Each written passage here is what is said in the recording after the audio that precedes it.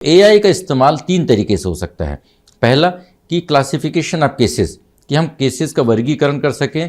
दूसरा उसका तरीका ये है कि जब भी कोई मुकदमा आए तो उस मुकदमे से संबंधित सारी रिसर्च एआई के माध्यम से जजों के पास रहे कि इसमें फैक्ट्स क्या हैं, इसमें लॉ क्या है।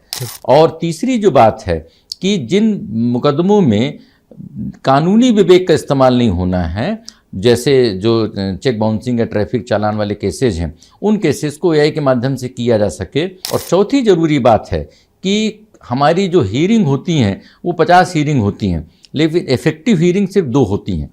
तो जो 48 हीयरिंग हैं जिसमें कि उन्होंने बोला कि आपने रिप्लाई फाइल किया कि नहीं किया, इसमें अगली डेट क्या लगेगी, या इसमें उसके पास सर्विस हुई या नहीं हुई, इन सारी बातों को जिस तरीके से सुप्रीम कोर्ट में चैम्बर जज होता है तो लोगों को एआई के माध्यम से ही शुरुआत में अगर जानकारी मिल सके कि कितना होगा। और सबसे बड़ी बात कि अमेरिका के अदालतों में जब वकीलों का समय फिक्स है, और वकीलों का समय फिक्स है कि आधा घंटे तक आप बहस करेंगे, और लोग अपनी बात को पहले से रखें कि हमारी बात ये है, ये हमारे रिटन सबमिशंस हैं, और उसके हिसाब से मुकदमों में बहस हो तो लोगों को पहले से पता हो।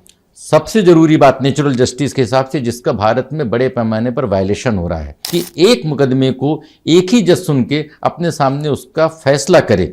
एक मुकदमे को जब 25 जज सुनते हैं तो किसी जज के सामने एविडेंस हुई, किसी जज के सामने उसमें क्रॉस एग्जामिनेशन हुआ, किसी जज ने उसमें सुनवाई की और फैसला किसी और ने दिया। मैं समझता हूं कि न्याय नहीं है। तो हमारी न्यायिक व्यवस्था को बहुत बड़े पैमाने पर, अगर हम गोरबाचेव की भाषा में बोलें तो पेरिस्ट्रोइका ग्लास्तनोव की ज़रूरत है।